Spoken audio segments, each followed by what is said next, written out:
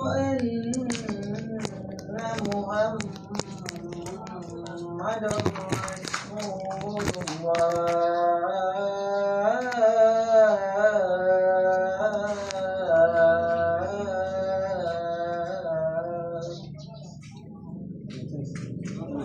حي على السلام،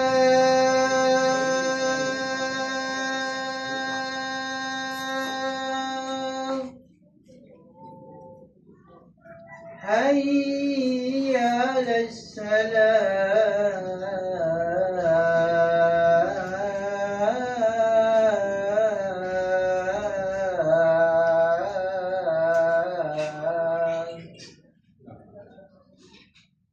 حي على الفلاح،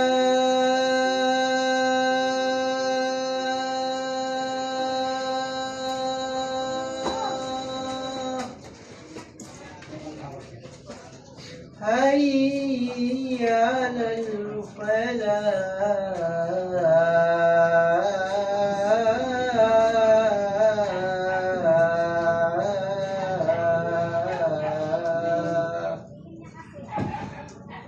الله أكبر الله أكبر، لا إله إلا الله.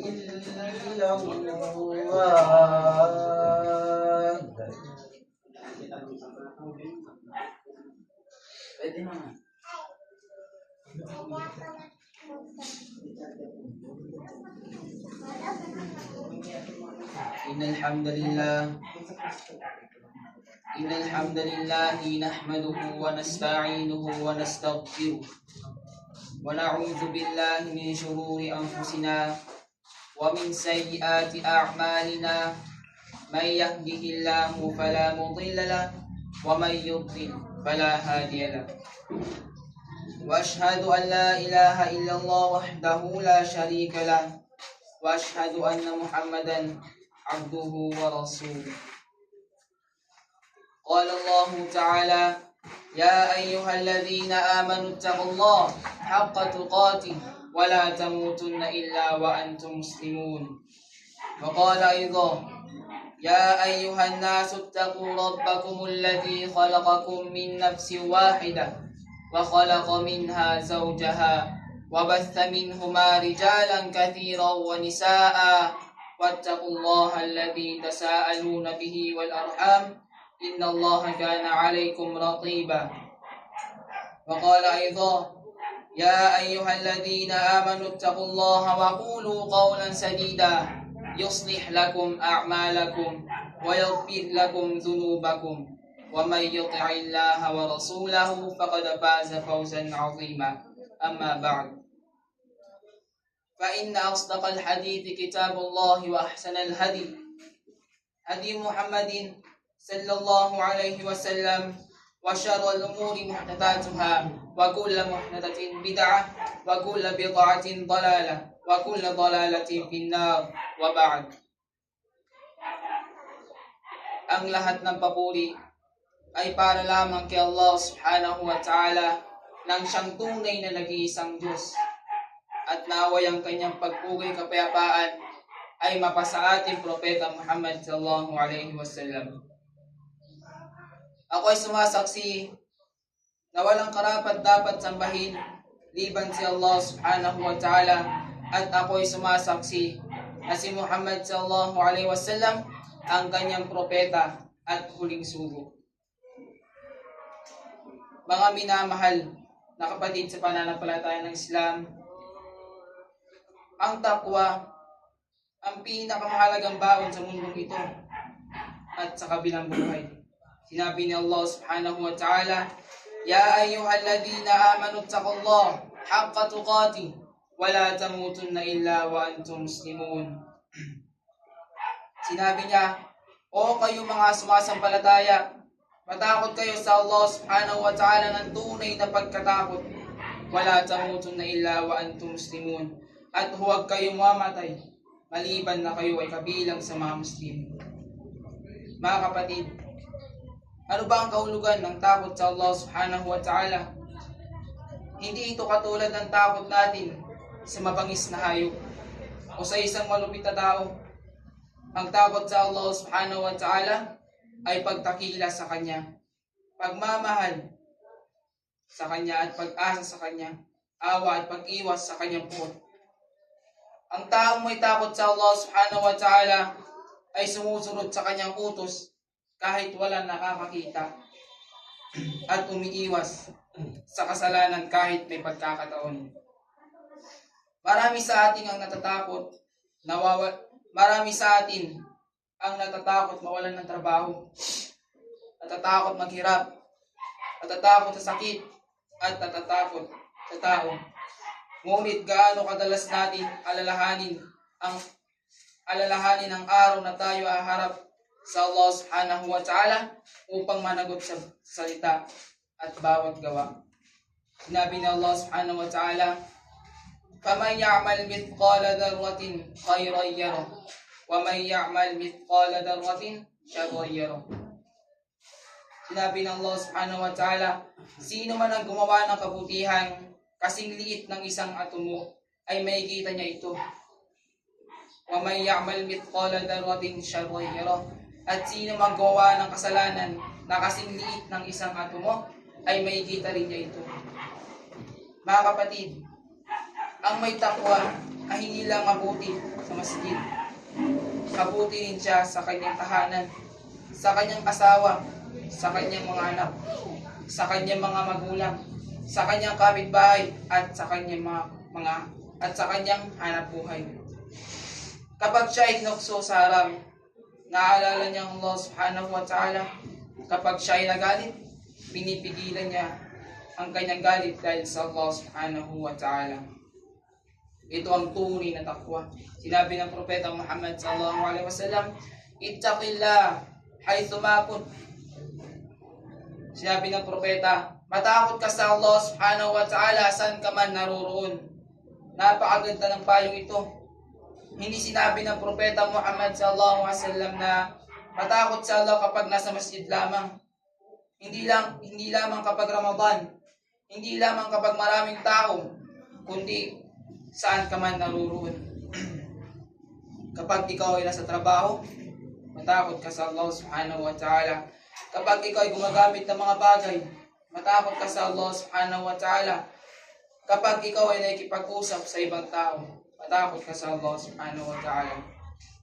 Kapag ikaw ay nag-iisa sa iyong silid, matakot ka sa Allah subhanahu wa ta'ala. Sapagkat walang lugar na hindi ka nakikita ng Allah subhanahu wa ta'ala. Maraming tao ang marunong magtago sa paningin ng tao, ngunit walang sino man ang makapagtatago sa paningin ng Allah subhanahu wa ta'ala. Kaya suriin natin ang ating mga sarili. Kamusta na ba ang ating mga sala? Kamusta ba ang ating pagbabasa ng Quran? Kamusta ba ang ating pagtrato sa ating mga magulang? Kamusta ba ang ating kabuhayan? Ito ba'y halal? Kamusta ba ang ating mga dila? Tayo ba'y umiiwas sa paninirang puri, pagsisinungaling at pagmumura? Ang lahat ng ito ay bunga ng takwa. Kapag nawala ang takwa sa puso, nagiging madali ang kasalanan at magiging mabigat ang pagsunod sa Allah subhanahu wa ta'ala. Ngunit kapag napuno ng takwa ang puso, nagiging magaan ang pagsamba at nagiging mapait ang kasalanan. Mga kapatid, sa pananampalataya ng Islam, alalahanin natin ang kamatayan. Hindi natin alam kung kailan tayo kukunin ng Allah subhanahu wa ta'ala. Bawat araw ay mayroong nililibing. Bawat araw ay mayroong namamatay. Isang araw, tayo naman ay nililibing. Iiwan ng pamilya at haharap sa Allah subhanahu wa ta'ala ng mag-isa. Ano ang ating dadalhin sa kabilang buhay? Hindi ang ating pera, bahay, o sasakyan ang ating dadalhin lamang. Ang ating dadalhin lamang sa kabilang buhay ay ang ating mga gawa. Kaya habang may pagkakataon pa, magsisi tayo. Ayusin natin ang ating mga sala. Dagdagan natin ang pagpapaalala kay Allah subhanahu wa ta'ala at mamuhay na mayroong takwa. Aqulu qawli hada wa astaghfirullah li wa lakum ولسائر المسلمين من كل ذنب فاستغفروه إنه هو الغفور الرحيم.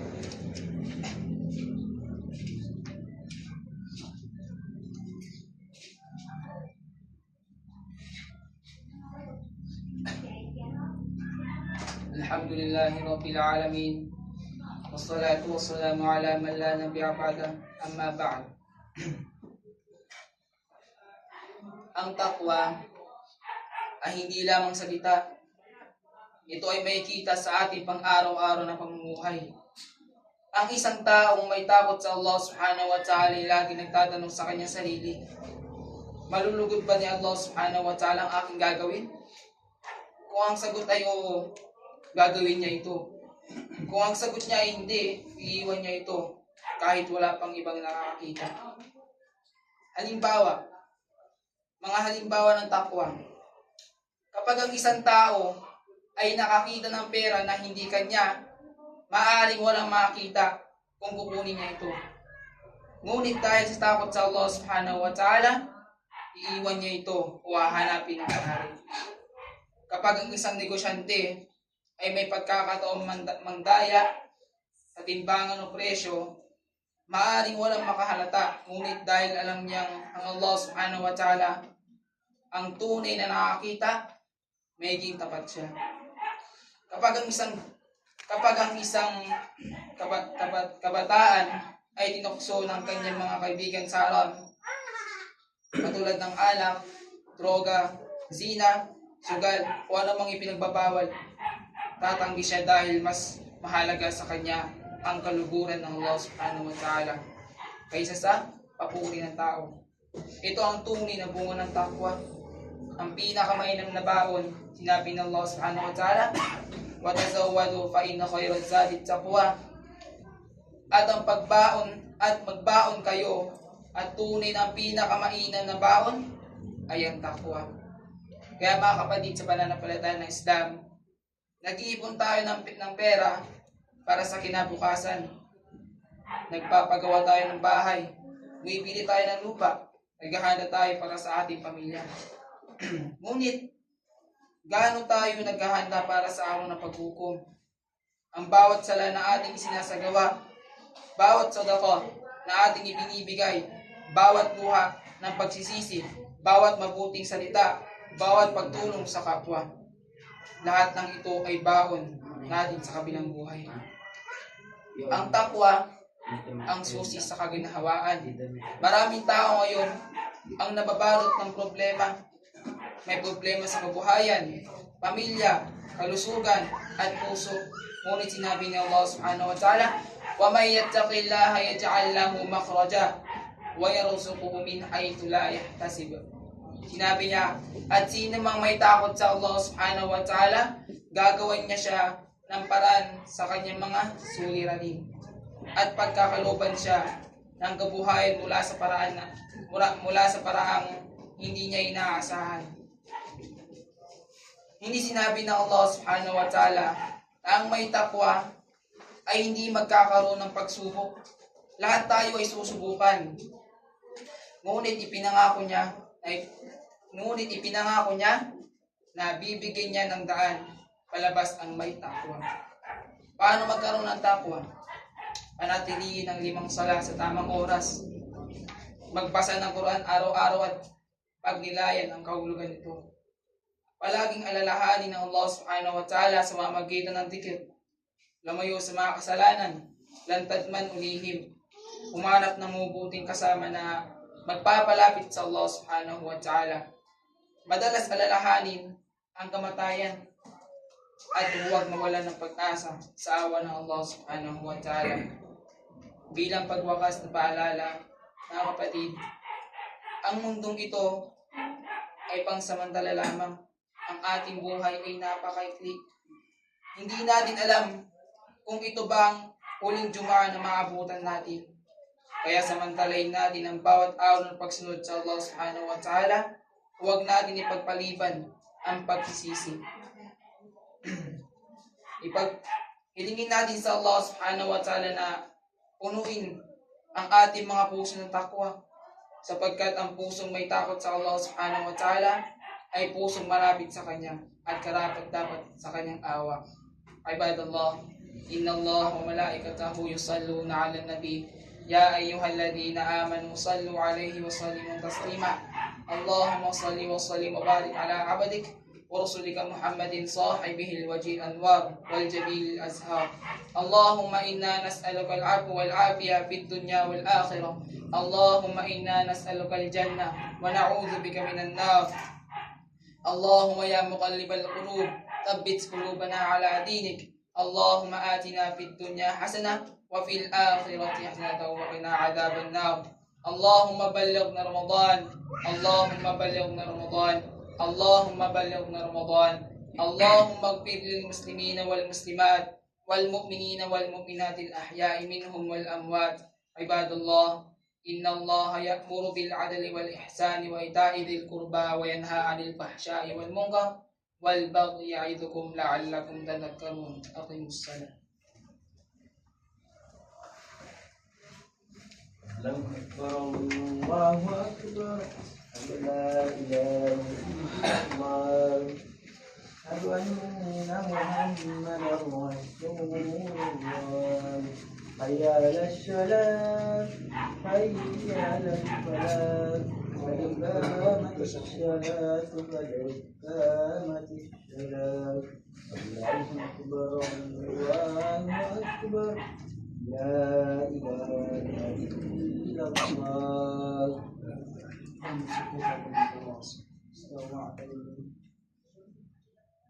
Allahu akbar.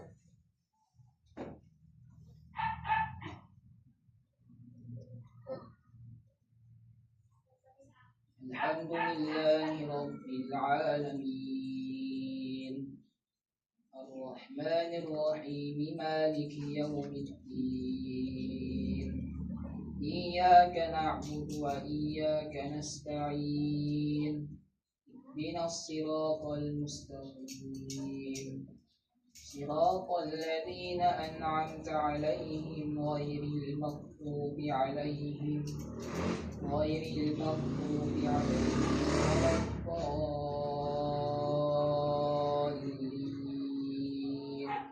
Amin.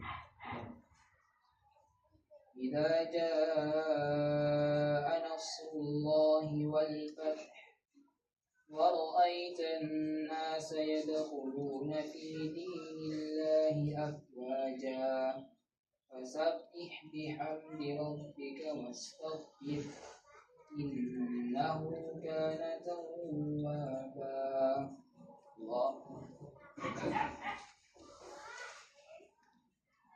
Sami'allahu liman hamidah. Allahu akbar. Allahu akbar. Allahu akbar. Allahu akbar. Alhamdulillahi rabbil alamin. Ar-Rahmanir Rahim, Maliki yawmiddin. Iyyaka na'budu wa iyyaka nasta'in. Ihdinas siratal mustaqim. Siratal ladzina an'amta 'alaihim ghairil maghdubi 'alaihim waladdallin. Amin. Qul a'udzu birabbin nas, malikin nas, ilahin nas, min syarril waswasil khannas alladzi yuwaswisu fi sudurin nas minal jinnati wan nas.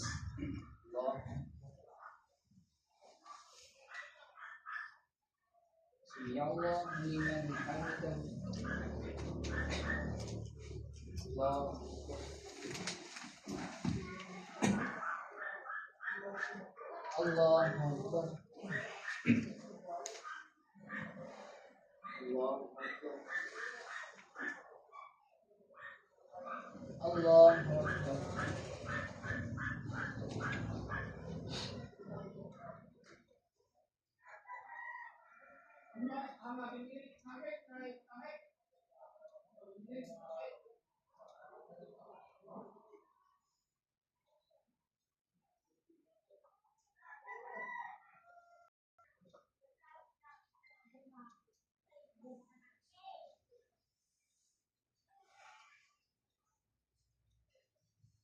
Assalamualaikum warahmatullahi. Assalamualaikum warahmatullahi.